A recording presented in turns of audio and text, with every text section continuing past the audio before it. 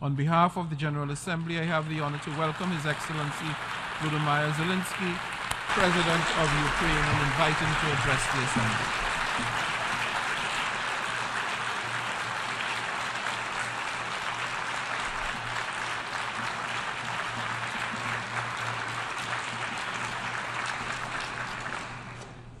Thank you very much.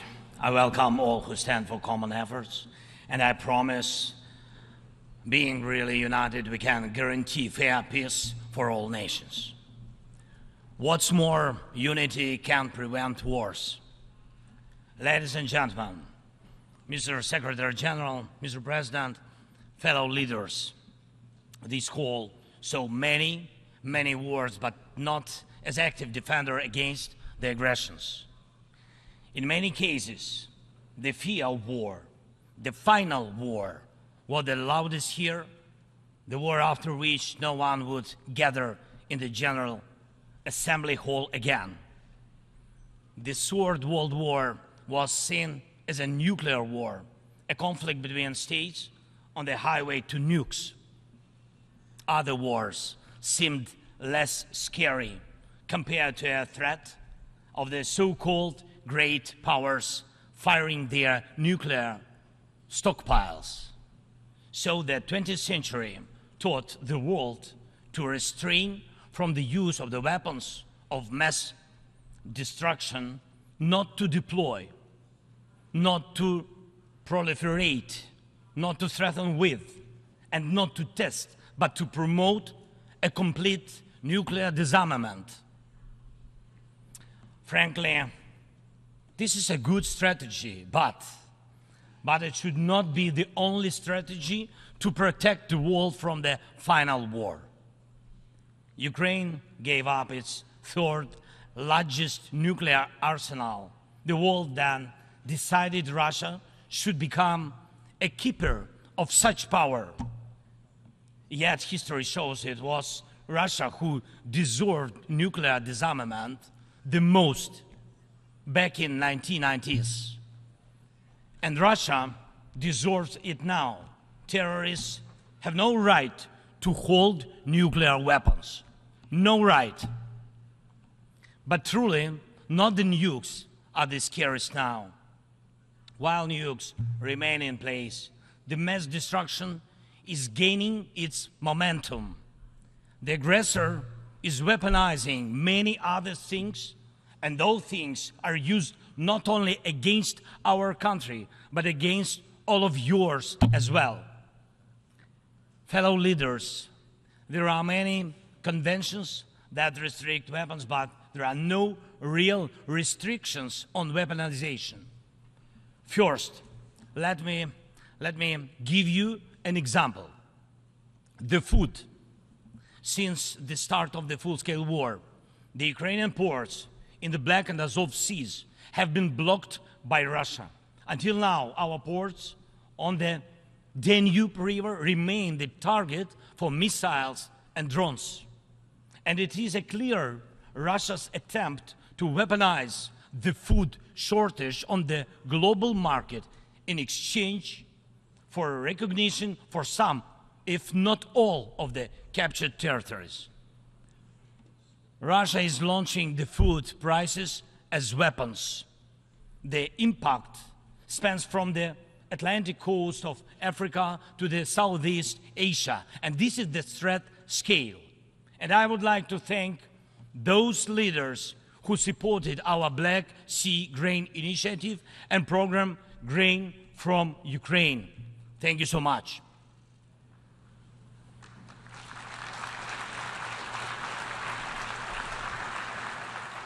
United, we made weapons turn back into food again. More than 45 nations saw how important it is to make Ukrainian food products available on the market, from Algeria to Spain to Indonesia and China. And even now, when Russia has undermined the Black Sea Grain Initiative, we are working to ensure food stability, and I hope that many of you will join us in these efforts. We launched a temporary sea export corridor from our ports, and we are working hard to preserve the land routes for grain exports. And it is alarming to see how some in Europe, some our friends in Europe, play out solidarity in political theater, making thriller from the grain. And they may seem to play their own role, but in fact, they are helping set the stage to a Moscow actor. Second, weaponization of energy. Many times the world has witnessed Russia using energy as a weapon. Kremlin weaponized oil and gas to weaken the leaders of other countries when they came to the Red Square. And now this threat is even greater. Russia is weaponizing nuclear energy. Not only it is spreading its unreliable nuclear power plant construction technologies, but it is also turning other countries' power plants into real dirty bombs. Look, please, what Russia did to our Zaporizhia power plant. Shelled it, occupied it, and now blackmails others with radiation leaks. Is there any sense to reduce nuclear weapons when Russia is weaponizing nuclear power plants? Scary question. The global security architecture offers no response or protection against such a treacherous radiation threat, and there is no accountability for radiation blackmailers so far. The short example is children. Children. Unfortunately, various terrorist groups abduct children to put pressure on their families and societies. But never before the mass kidnapping and deportation would become a part of the government policy. Not until now. We know the names of tens of thousands of children and have evidence on hundreds of thousands of others kidnapped by Russia in the occupied territories of Ukraine and later deported. The International Criminal Court issued arrest warrant for Putin for this crime. And we are trying to get children back home. But time goes by. What will happen with them? What will happen to them? Those children in Russia are taught to hate Ukraine, and all ties with their families are broken. And this is clearly a genocide. When hatred is weaponized against one nation, it never stops there. Each decade, Russia starts a new war. Parts of Moldova and Georgia remain occupied.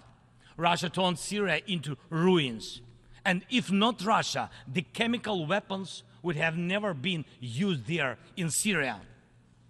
Russia has almost swallowed Belarus. It is obviously threatening Kazakhstan and other Baltic states. And the goal of the present war against Ukraine is to turn our land, our people, our lives, our resources into a weapon against you, against the international rules-based order. Many seats in the General Assembly Hall may become empty if Russia succeeds with its treachery and aggression. Ladies and gentlemen, the aggressor scatters deaths and brings ruins even without nukes, but the outcomes are alike. We see towns, we see villages in Ukraine wiped out by Russian artillery, leveled to the ground completely. We see the war of drones. We know the possible effects of spreading the war into the cyberspace. The artificial intelligence could be trained to combat well before it would learn to help the humanity. Thank God, people have not yet learned to use climate as a weapon. even though humanity is failing on its climate policy objectives. This means that extreme weather will still impact the normal global life, and some evil state will also weaponize its outcomes. And when people in the streets of New York and other cities of the world went out on climate protest, we all have seen them. And when people in Morocco and Libya and other countries die as a result of natural disasters, and when islands and countries disappear underwater, and when tornadoes and deserts are spreading into new territories, and when all of this is happening, one unnatural disaster in Moscow decided to launch a big war and kill tens of thousands of people. We have to stop it. We must act united to defeat the aggressor and focus all our capabilities and energy on addressing these challenges.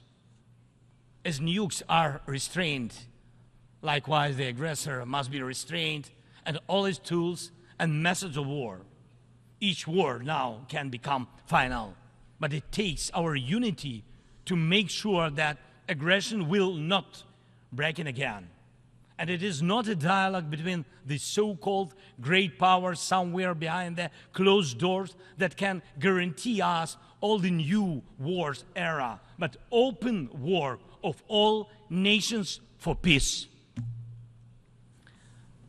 Last year, I presented the outlines of the Ukrainian peace formula at the UN General Assembly. Later, in Indonesia, I presented the full formula.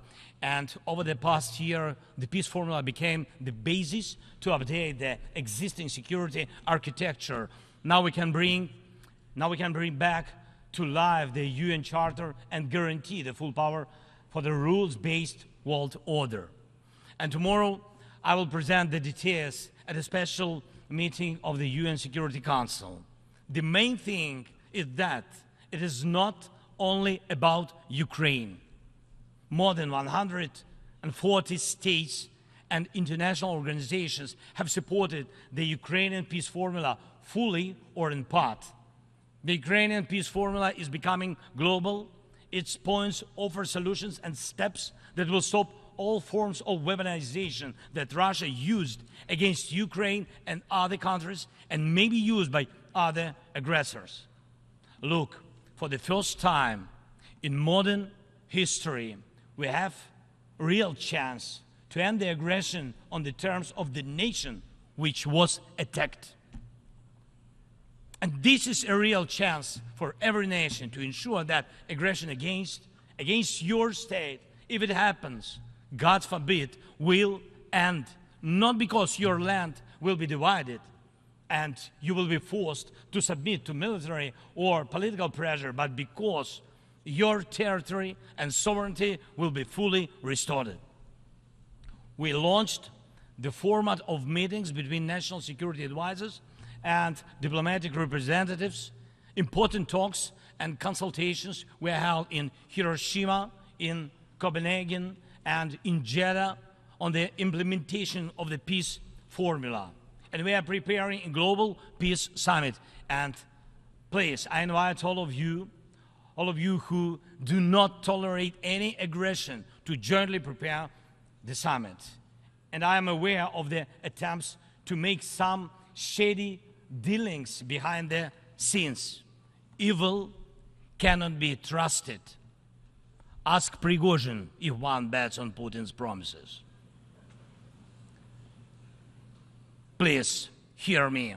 Let unity decide everything openly. While Russia is pushing the world to the final war, Ukraine is doing everything to ensure that after Russian aggression, no one in the world will dare to attack any nation. Weaponization must be restrained. War crimes must be punished. Deported people must come back home. And the occupier must return to their own land. We must be united to make it, and we'll do it. Slava Ukraini!